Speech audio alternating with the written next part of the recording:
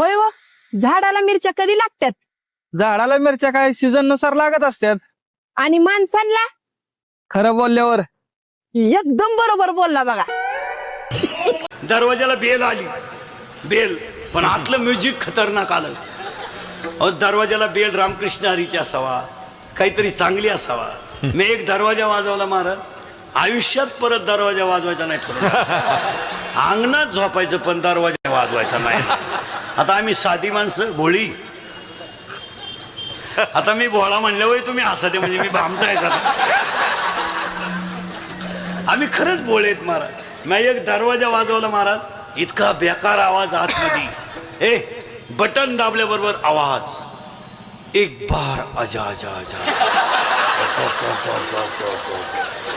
Button दाबल्याबरोबर आवाज, एक बार आजा आजा आजा आजा. मी एक चप्पल दुसऱ्याची घातली पण निघून गेलो.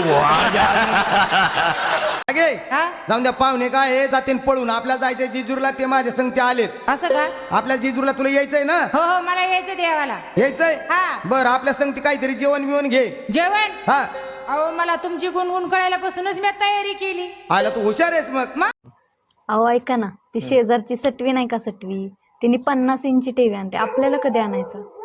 अगं एवढी सुंदर बायको असताना टीव्ही कोण बघणार आहे का? भजी केले तर आणू का? कुठं काय होती दिवसभर? मॉलला गेली होती शॉपिंग करायला. काय घेतलीस मग? एक केसाचा पट्टा आणि 45 शेल्फी.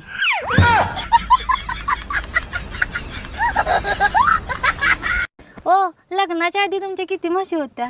2 होत्या. मग एक काय झाली? आपल्या लग्नाला पैसे कमी पडत होते, विकून टाकली. हा, मग एकच राहिले असेल. एक कसं 2 राहिल्या. कसं काय? ती एक आणि तू एक. होय हो. तुम्हाला एक प्रश्न विचारू का? विचार की. त्याचं उत्तर देणार ना? देतो की. असा कोणता पाहुणा आहे की जो प्रत्येक महिन्यात आपल्या घरी येतो पण चहा सुद्धा पिऊन जात नाही, फक्त फोटो घेऊन जातो? नाही सांगता येणार. नाही सांगता येणार? हा. ज्याला कोणाला येत असेल त्यानं कमेंट बॉक्स मध्ये उत्तर लिहा. अहो बोल ना. तुम्ही माझ्यासाठी काही पण करू शकता ना? हो. मग तुम्ही मला चंद्रा घेऊन चला ना. या बापाने मला लग्नामध्ये स्प्लेंडर घेऊन दिले, रॉकेट नाही. आली चंद्रावर जाणारी. काम कर.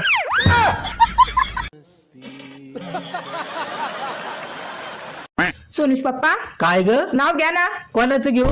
अच्छा, उखाणा म्हण ना. सोनुष पप्पा उखाणा घ्या ना. हा, मी घेतो उखाणा, पण सत्य परिस्थितीवर आधारित आहे बरं. तुला राग नको येऊ देऊ. मग घेतो मग उखाणा.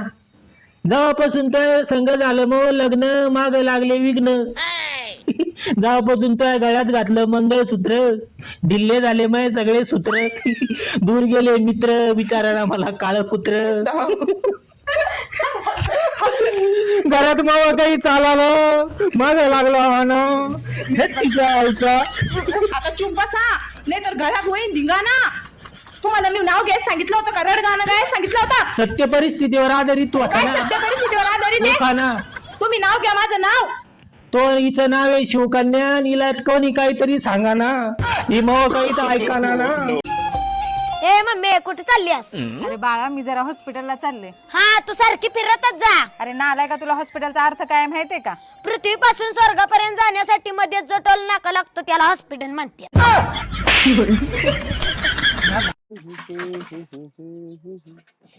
काय हो, मी जर मोबाईल झाले असते तर बरं झालं असतं. का बर?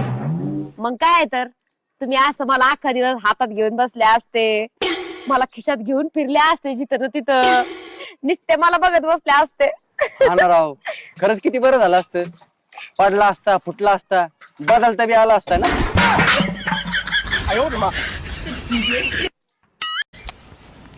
झालीस का तयार? होय. बरं ऐका की, आज मी कुठं तर वाचली होती, नवऱ्याकडे जे काही पैसा येतोय ते बायकोच्या पायगुणामुळेच येतोय. तुम्ही काय एवढा विचार करताय? मी काय म्हणतो, महागाई लय वाढली आहे. काय तर केलं पाहिजे. एका बायकोच्या पायगुणानं काही होणार नाही.